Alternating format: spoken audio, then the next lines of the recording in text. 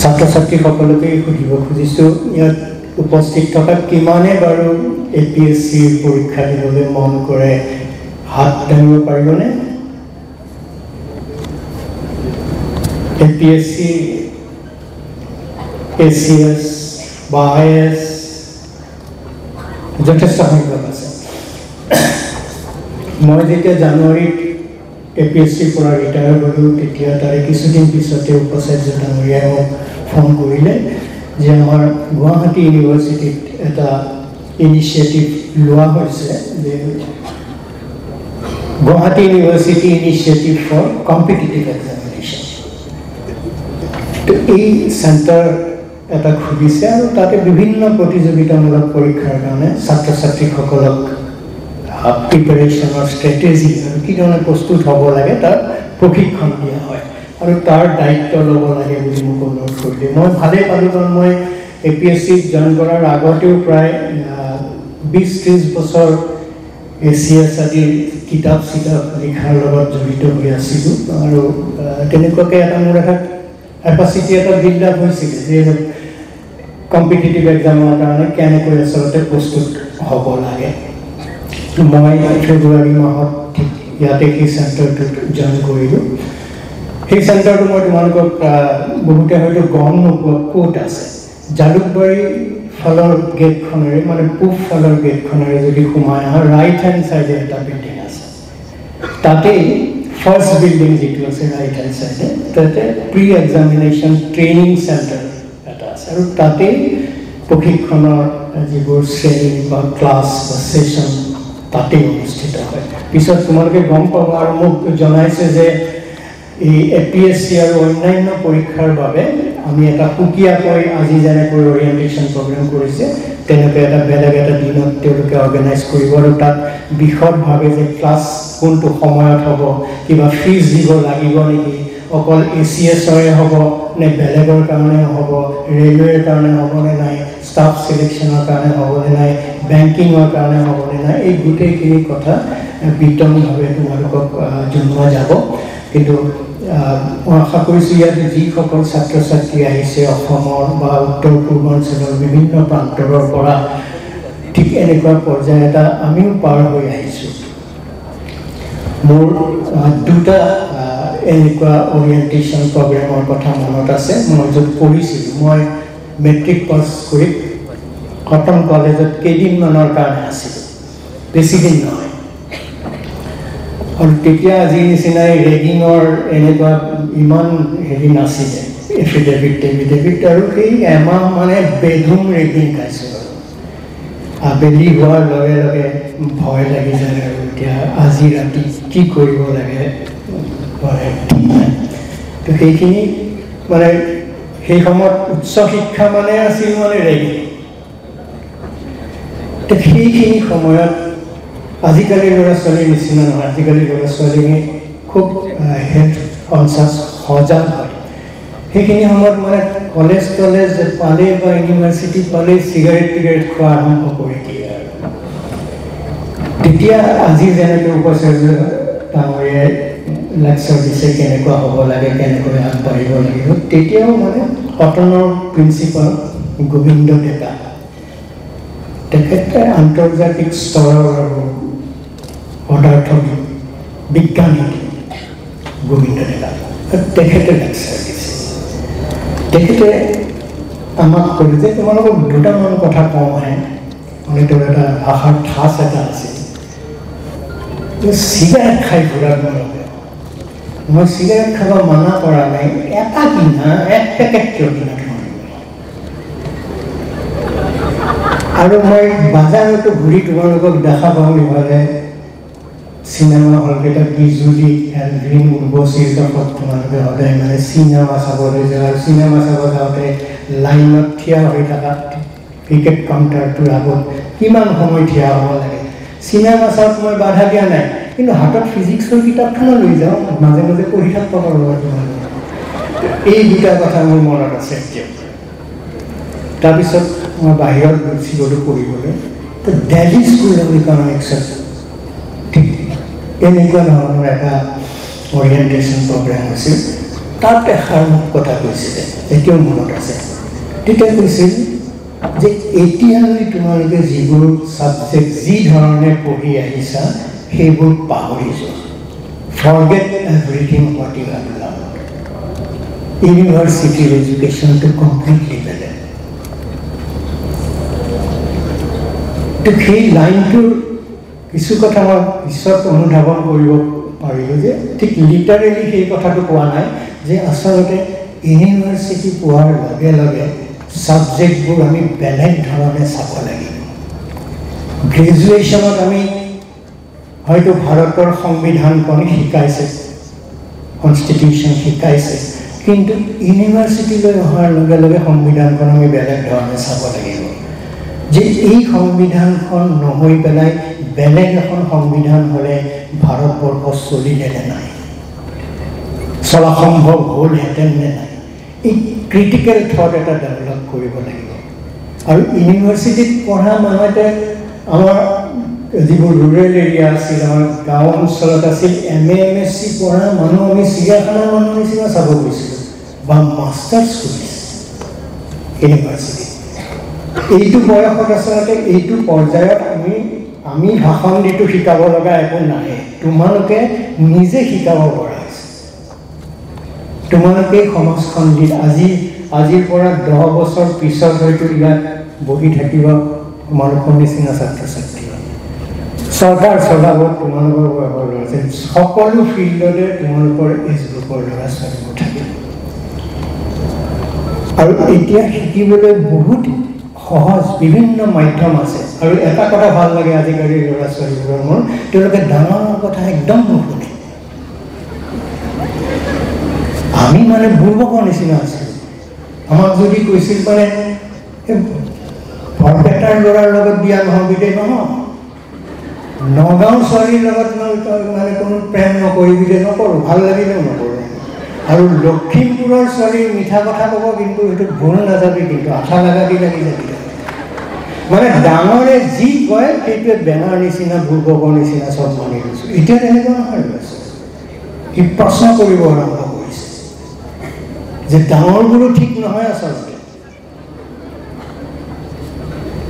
এই যে গোটেই এটা ট্ৰান্সফৰ্মেটিভ মেণ্টেল থট এটা আৰম্ভ হৈছে, এইটো কিন্তু আমাৰ দিনত নাছিলে। সেইটো বিভিন্ন ৰিজন আছে কি কাৰণে হৈছে তেনেকৈ। আগতে বহুত মাষ্টৰ তাষ্টৰে ভুল কথা কৈছিলে। আমি যদি ক'লোঁ এই যে কালি ৰাতি যে আগ্নেয়গিৰিটো হৈছে এইটো ছাৰ মানে অষ্ট্ৰেলিয়াৰ নেকি? এই নহয়, অষ্ট্ৰেলিয়া নহয়, ইণ্ডোনেছিয়া। আজি হ'লে আমি চিধাই মানে মোবাইলত চালোঁ এইটো ইণ্ডোনেছিয়া হয় নে অষ্ট্ৰেলিয়া হয় নে ক'ত হয়। আৰু তেতিয়া দেখা গৈছে যে বহুত ভুল কথাও কৈ দিছিল আৰু আমি মানি লৈছিলোঁ সেইবোৰ কথা। আজিকালি কোনেও সেইটো কথা নামানে। 3 নম্বৰ কথাটো APSC যিহেতু মই প্ৰায় 2.5 বছৰ কাল আছিলোঁ, হয় যথেষ্টখিনি পৰিৱৰ্তন অনা হৈছে। কাৰণ এটা অলংকিত ফেজ এটা আছিলে আৰু তাক নতুনকৈ গঢ় দিয়া ইমান সম্ভৱ নাছিলে। কিন্তু তাত যিকেইটা চেলেঞ্জ লোৱা হৈছিলে সেইকেইটা মই দেখিলোঁ যে আমি ছাত্ৰ ছাত্ৰীক যদি নতুনকৈ চিন্তা কৰাৰ অভ্যাস কৰাব লাগে, তেতিয়া APSCৰ প্ৰশ্নবোৰেই তেনেকুৱা হ'ব লাগিব। সি যাতে কোনো কিতাপত মানে পঢ়ি পেলাই বিচাৰি নাপায়। কাৰণ ইউনিভাৰ্চিটিৰ ৰেছপনচিবিলিটিয়ে হ'ল আচলতে শিকোৱা নহয়। ইউনিভাৰ্চিটিৰ ৰেছপনচিবিলিটি হ'ল ছাত্ৰ ছাত্ৰীয়ে আচলতে কেনেকৈ চিন্তা কৰিব লাগে, হাউ টু থিংক। আজি যে অৰিয়েণ্টেশ্যন আছে, অৰিয়েণ্টেশ্যন মানে কি? যে ইমান দিন চেডেলি ভেডেলি হৈ আছিলে, ছাগলীৰ নিচিনা, ইফালে দৌৰি সিফালে। আজি এটা লাইনত ট্ৰেকত অনা হৈছে। অৰিয়েণ্টেশ্যন, ডিছঅৰিয়েণ্টেশ্যন ষ্টেজ এটাৰ পৰা অৰিয়েণ্টেশ্যন ষ্টেজ এটালৈ অনা হৈছে। তো APSCৰো প্ৰশ্নবোৰ আমি সেই ধৰণে কৰা আৰম্ভ কৰিলোঁ। খুব সহজ নাছিল। আমি এটা প্ৰশ্ন দিলোঁ যে লিভ ইন ৰিলেশ্যনশ্বিপ। সেইবোৰ কথা আগতে মানে শুনাটো অসভ্য কথা বুলি কৈছিল। আৰে ল'ৰা ছোৱালী এটা বিয়া বাৰু নোহোৱাকৈ একেলগে থাকিব আৰু তাৰ ওপৰত ACSত প্ৰশ্ন কাটিছে। মই প্ৰশ্নটো কাটোতে যেতিয়া প্ৰশ্ন কাকত ওলাই সাধাৰণতে মিডিয়াত বহুত সমালোচনা কৰে মই যে এইটোৰ ওপৰত কিজানি এইবাৰ বহুত ওলাব আৰু বহুতে লিখিব এইবোৰ এনেকুৱা প্ৰশ্ন কৰি পেলাই মানে ছাত্ৰ ছাত্ৰীক বিপথে মানে পৰিচালিত কৰিব খুজিছে নেকি কিন্তু আমাৰ তাৰ ওপৰত আমি দিছিলোঁ যে লিভিং ৰিলেশ্যনশ্বিপৰ চেলেঞ্জেছ কি আৰু লিগেল ইমপ্লিকেশ্যন কি সমলিংগৰ ধাৰা তাৰ ওপৰত আমি প্ৰশ্ন কৰিছোঁ চেম ছেক্স মেৰেজ এইবোৰ ধাৰণা আমাৰ দিনত নাছিলে আমাৰ দিনত এইবোৰ চি কাণেৰে নুশুনিবি তেনেকুৱা ধৰণৰ কথা আছিলে আজিকালি তেনেকুৱা মুক্ত মনে সেইবোৰ কথা যে তাৰ ওপৰত ল হৈছে অপিনিয়ন হৈছে গতিকে ইউনিভাৰ্চিটি ষ্টেজৰ চিন্তাধাৰাটো বেলেগ আজিৰ পৰা তোমালোকে সৰু হৈ থকা নাই আজিৰে তোমালোকৰ সৰু হৈ যিহেতু থকা নাই তোমালোকৰ কাম কাজত ডাঙৰ মানুহৰ নিচিনা হ'ব লাগিব তোমালোকৰ কাম কাজো সেই হোষ্টেলখন চাফ চিকুণ কৰাৰ যিটো দায়িত্ব সৰু ল'ৰাৰ নিচিনা হ'ব নালাগিব সৰু ল'ৰা ছোৱালীবোৰে কৰে এইফালে যাব পেলাই সেইফালে যাব পেলাই এইফালে থু পেলাই আৰু যেতিয়া কি ক'লে এইটো শিখাৰ নেকি এটা আনন্দ আছে ফ্ৰীকৈ যেতিয়া মানে পিকটো পেলাই দিয়ে এটা সি কিন্তু ডাঙৰ মানুহে সেইবোৰ কৰিব নালাগিব APSCৰ এটা দিল্লীত থাকোঁতে মই দেখিলোঁ চিভিল ছাৰ্ভিচত তাত আৰু এটা আচৰিত কথা ভাবিলোঁ মানে আজি উপাচাৰ্য ডাঙৰীয়াই কৈছে আমাৰ গুৱাহাটী ইউনিভাৰ্চিটিৰ ইমান ভাল ইমান ৰেংক আছে এনেকুৱা ছেকেণ্ড ইমান 13 কিন্তু গুৱাহাটী ইউনিভাৰ্চিটিয়ে UPSC প্ৰস্তুত কৰিব পৰা নাই বছৰৰ পিছত বছৰ পাৰ ঠিক আছে বৰ্তমানৰ উপাচাৰ্যই আৰম্ভ কৰিছে যে গুৱাহাটী ইউনিভাৰ্চিটি ইনিচিয়েটিভ মই ভাবোঁ আশা কৰোঁ যে তোমালোক আহিছা তাৰ সম্পূৰ্ণ সুযোগ লৈ সুবিধাখিনি লৈ তোমালোকে আগবাঢ়ি যাব কিন্তু সেইটো দিল্লীত যেতিয়া মই গ'লোঁ তাত বিহাৰ ইউপিৰ ল'ৰাবোৰে মানে সিহঁতে পাই থাকে আৰু যে সিহঁত যে আমাতকৈ মানে চোকা বা তেনেকুৱা নহয় সিহঁতক অংক চংক আমিয়ে শিকাওঁ ইংৰাজীত ৰচনা লিখিব লাগিলে আমি শিকাবলৈ আমি নাপাওঁ তেতিয়া সুধিলোঁ বিহাৰৰ ল'ৰাবিলাক যে কেনেকৈ আচলতে তহঁতে পাই থাকোঁ আমি যে নাপাওঁ তোকতো ময়ে শিকাইছোঁ এইবোৰ এটা লাইন লিখিব নোৱাৰোঁ ইংৰাজী কিন্তু এতিয়া ল'ৰাহঁতে IAS পায় যে এইবোৰ পৰীক্ষা পাবলৈ গাধা হ'ব লাগিব চোকা হ'লে নহ'ব গাধা হ'ব লাগিব কি কওঁ গাধা হ'ব লাগিব মানে গাধই যেনেকৈ খাটে সেনেকৈ খাটিব লাগিব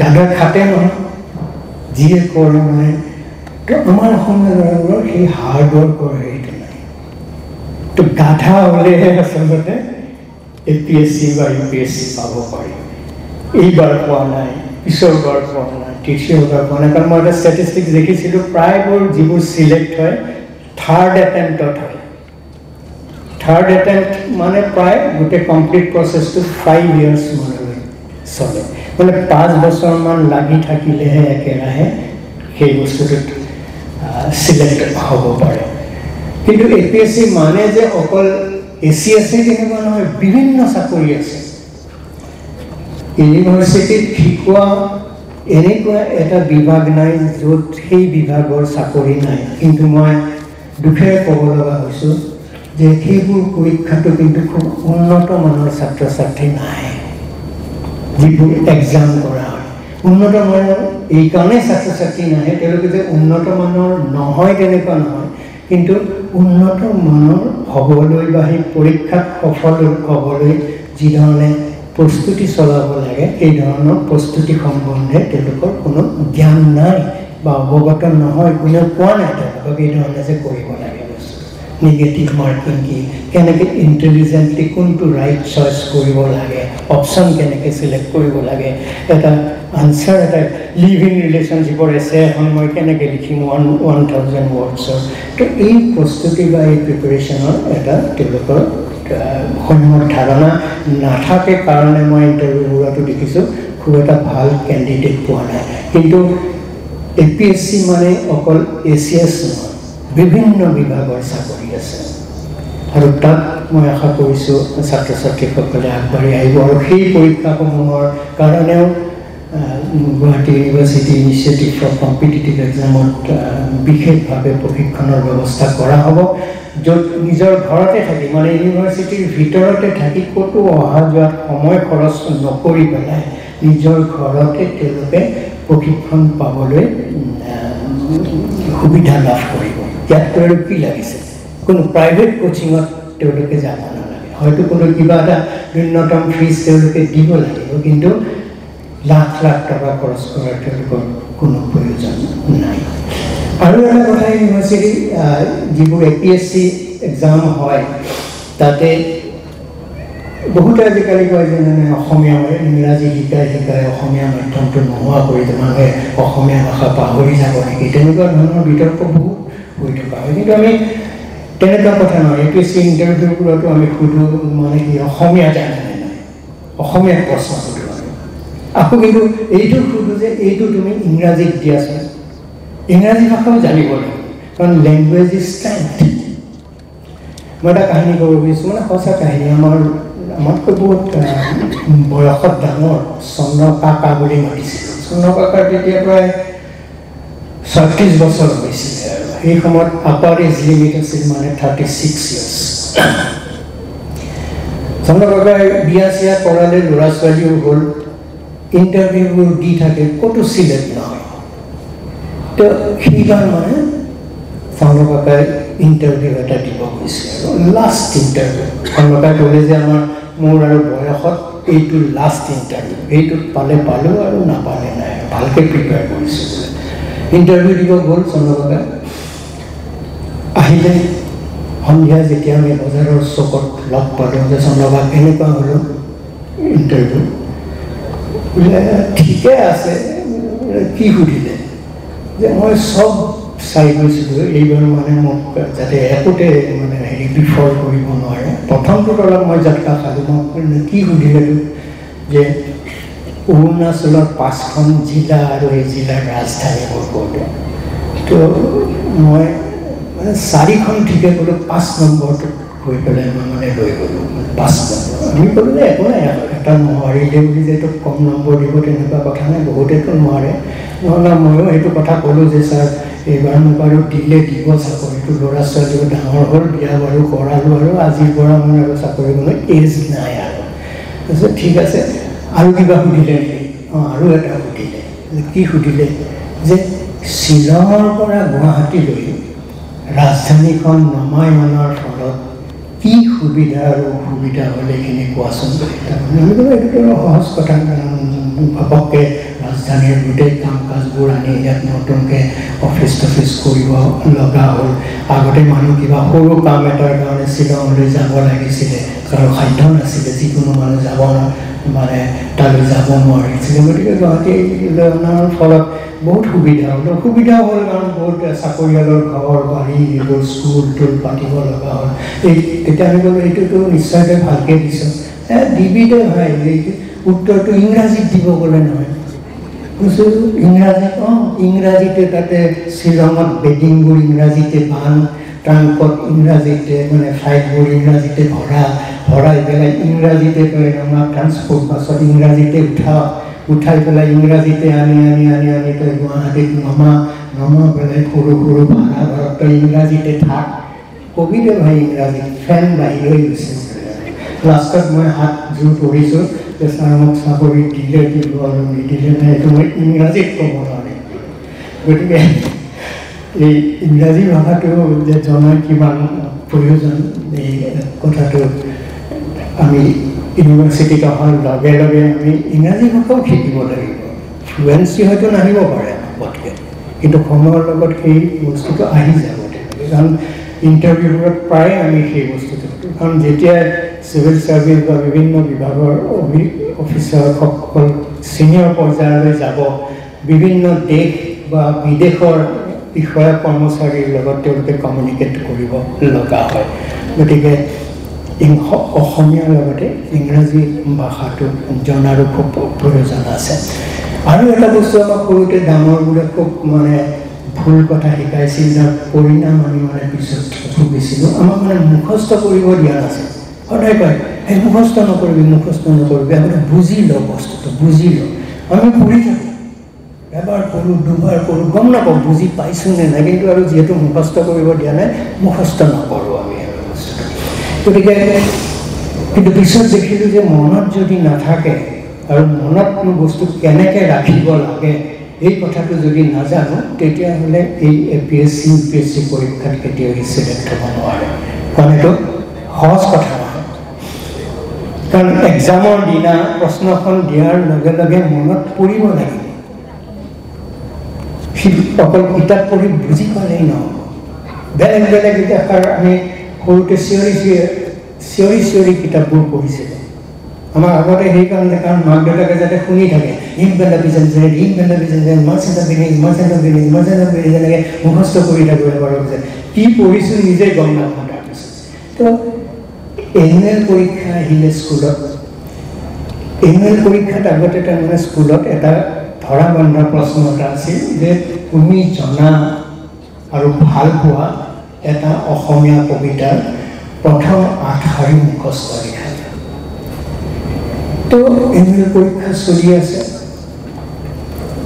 তেতিয়া আৰু কি আমি সন্ধিয়া ঘৰত পঢ়া শুনা আৰম্ভ কৰোঁ পৰীক্ষা, দেউতাহঁতে আকৌ বজাৰত যায়, চকত, গাঁওবোৰত মানে চকত গৈ পেলাই একাপ চাহ এটা খাই যদি আড্ডা নামাৰে আচলতে ৰাতি ভাতো হজম নহয় আৰু তাত টোপনিও নাই। যিবোৰ মতা মানুহ মানে বজাৰত যায়।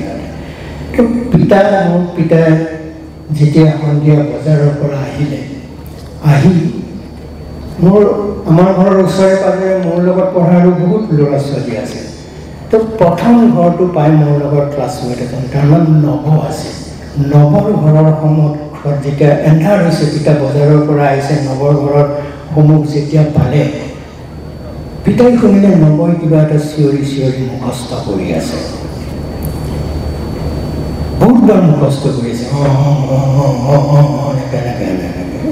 পিতাই ভাবিলে ই মুখস্থ কৰি থকা বস্তুটোতো মোৰ ল'ৰাটো পঢ়া নাই, মানে মইতো পঢ়া দেখা নাই, শুনা নাই, এইটো নিশ্চয় মানে ইম্পৰ্টেণ্ট কুৱেশ্যন হ'ব। আৰু তো কালি পৰীক্ষা আছে, পৰহি পৰীক্ষা আছে। পিতাই ঘৰত আহি সুধিলে যে এই নৱই এটাটো মানে বাৰে বাৰে মুখস্থ কৰি আছে, আজি বজাৰৰ পৰা আহোঁতে মই শুনিছোঁ তইতো পঢ়া শুনা নাই, এইটো শনিবাৰে পৰীক্ষা আছে, অসমীয়া পৰীক্ষা, এইটো কিবা এটা মুখস্থ কৰিছে। মানে কি পিতাই কি মুখস্থ কৰি আছে, ৰময় যায় সুধো। এই বুলি পিছদিনা নৱৰ তাত গ'লোঁ, নৱটো এইবিলাক কালি কিবা এনেকৈ আটা পাৰি মুখস্থ কৰি আছা, পিতাই মোক মানে মাৰিবা বাকী ঘৰত, মইতো এইটো পঢ়া নাই বুলি। তাৰপিছত কি কৰিছে? সেইটো সি ক'লে যে মই সেই মোৰ জন্মভূমি কবিতাটো মোৰ মনত আছে, 8 শাৰী, সেইটো লিখিম মই, কিন্তু মানে সেই দাড়ি কমা গেলা মনত নাই। সেইকাৰণে মই দাড়ি আছে কমা নাই, দাড়ি কমা দাড়ি আছে কমা নাই, কমা আছে দাড়ি নাই, এইটো মুখস্থ কৰি আছে। সেইটো কাৰণে পিতাই ধৰিব পৰা নাই এইটো বস্তু কি বস্তু বা ভাগৰ বস্তু। তো এই ধৰণৰ মানে মুখস্থ বিদ্যাটো খুব আগতে মানে আমাক ডিছকাৰেজ কৰিছে, কিন্তু মুখস্থ হাউ টু মেমৰাইজ এই বস্তুটো মানে খুব দৰকাৰ এইবোৰ এক্সামৰ কাৰণে। যিবোৰ APSC বা কম্পিটিটিভ এক্সামৰ বিষয়ে আমাৰ যেতিয়া সুকীয়াকৈ এটা ছেশ্যন হ'ব, সেই কথাটো বিতংভাৱে কোৱা হ'ব। আৰু মোৰ সময় প্ৰায় হৈছে, কিন্তু শেষত এটা মই সঁচা কাহিনীৰে মোৰ ভাষণ সমাপ্ত কৰিব খুজিছোঁ। সেইধৰণে গ্ৰীক দাৰ্শনিক তোমালোকে ছক্ৰেটিছৰ নাম নিশ্চয় শুনিছা। আজি যেনেকৈ তোমালোকে এডমিশ্যন লৈ বিজ্ঞ ব্যক্তি উপাচাৰ্য ডাঙৰীয়াকে প্ৰমুখ কৰি তেওঁলোকৰ কথাবোৰ শুনিব আহিছা, তেতিয়াও মানে তাত এটা ছক্ৰেটিছ তেতিয়া পৃথিৱীত ইমান বিখ্যাত মানুহ নাছিল, বা আছিল যদিও ইমান গম পোৱা নাছিল। ছক্ৰেটিছ আছিল, প্লেটো আছিল, তেনেকুৱা ধৰণৰ মানুহ, গেলিলিঅ বা তেনেকুৱা খুব এটা বেছি মানুহৰ কথা গম পোৱা নাছিল। তো সেই অঞ্চলৰ এখন গাঁৱৰ ল'ৰা এটাই ছক্ৰেটিছৰ নাম জানিছিল, আৰু ছক্ৰেটিছ সকলোতকৈ জ্ঞানী মানুহ বুলি ভাবিছিল, আৰু বহুত কথা জানে। গতিকে সিও এদিন মন কৰিলে যে তেওঁ সেই ছক্ৰেটিছৰ ওচৰত যাব আৰু ছক্ৰেটিছৰ পৰা অলপ জ্ঞান আহৰণ কৰিব। তোমালোকে যেনেকৈ আজি আহিছা, কিবা অলপ জ্ঞান আহৰণ কৰিম বুলি আহিছা। তো সি গৈ ছক্ৰেটিছ মানে গ্ৰামাঞ্চলৰ এখন আশ্ৰমৰ নিচিনা ঠাইত থাকে। আৰু তো গৈ সি গোপে পিয়া সেই চক্ৰেটিছৰ আশ্ৰমখন পালে আৰু চক্ৰেটিছক গৈ ক'লে গুৰু মই অমুক ঠাইৰ পৰা আহিছোঁ আৰু আপোনাৰ কথা গোটেই বিশ্বই জানে আৰু আমি আপুনি আমাৰ আদৰ্শ ব্যক্তি তো গোটেই গাঁৱৰ মানুহে লগ হৈ মোক আপোনাৰ ওচৰলৈ পঠাইছে আৰু সিহঁতে খৰচ পাতি দিছে যে মই আপোনাৰ পৰা মানে অলপ জ্ঞান আহৰণ কৰি যাতে গাঁৱৰ মানুহখিনিক জ্ঞানী কৰি তুলিব পাৰোঁ। চক্ৰেটিছে অলপ দেৰি তাৰ মুখলৈ চাই পেলাই ল'ৰাজনক চক্ৰেটিছে ওচৰতে এটা খাল বা পুখুৰীৰ নিচিনা আছিলে আশ্ৰমখনত, সেই পুখুৰীটোৰ ওচৰত লৈ গ'ল ল'ৰাটোক আৰু পুখুৰীটোৰ ওচৰ পাই একদম পুখুৰীৰ পানীৰ ওচৰ পাই ল'ৰাটোৰ চুলিত থাপ মাৰি ধৰিলে চক্ৰেটিছে। চুলিত থাপ মাৰি ধৰি মূৰটো পানীৰ তলত হেঁচা মাৰি ধৰিলে। সেইটো বেচেৰা উশাহ চুশাহ নাপায় মানে চটফটাই ওপৰলৈ উঠি আহিলে, উঠিব খুজিছে, আকৌ চক্ৰেটিছে হেঁচা মাৰি ধৰে, আকৌ উঠাই দিয়ে। এনেকৈ 4-5 বাৰ যেতিয়া পানীৰ তলত চুবুৰীয়াই ধৰিলে তাক, সি জোকাৰ মাৰি উঠি পেলাই চক্ৰেটিছক ক'লে আপুনি কি মানুহে, আমি আপোনাক মানে গোটেই পৃথিৱীৰ মানুহে আপোনাক সেৱা কৰে, শ্ৰদ্ধা কৰে, ইমান ভাল পায় আৰু আপুনি মোক এতিয়া পানীৰ তলত মানে মূৰটো হেঁচা মাৰি ধৰি মোক মাৰিব ধৰিছিলে, কি মানুহ আপুনি? তেতিয়া চক্ৰেটিছে ক'লে যে তোমাক যেতিয়া পানীৰ তলত মূৰটো হেঁচা মাৰি ধৰিলোঁ সেইখিনি সময়ত তোমাৰ আটাইতকৈ কি বস্তু বিচাৰিছিলা তুমি? সি বোলে তেতিয়া মই উশাহ ল'ব বিচাৰিছিলোঁ, যে উশাহ লোৱাৰ কাৰণে তুমি যেনেকৈ চটফটাই আছিলা তেনেকৈ জ্ঞান অৰ্জন কৰাৰ কাৰণে সদায় চটফটাই থাকিব। তো তোমালোকো আজিৰ পৰা মানে নতুন কথা, নতুন চিন্তা, তাৰ আভাস জানিবলৈ এনি টাইম ৰেষ্টলেছ হৈ থাকিব লাগিব, সময় যাতে অভাৱতে গুচি নাযায়। এইখিনি কথাকৈ পৰৱৰ্তী সময়ত যি সুকীয়া ছেশ্যন হ'ব কম্পিটিটিভ এক্সামৰ, তাত লগ পোৱাৰ আশাৰে আৰু গুৱাহাটী বিশ্ববিদ্যালয়লৈ তোমালোকক আন্তৰিকভাৱে আদৰণি জনাই পৰৱৰ্তী সময়ত বেছি আন্তৰিকতাৰে লগ পাই বেছি আড্ডা মাৰিম বুলি আজি প্ৰতিশ্ৰুতি দিছোঁ। Thank U.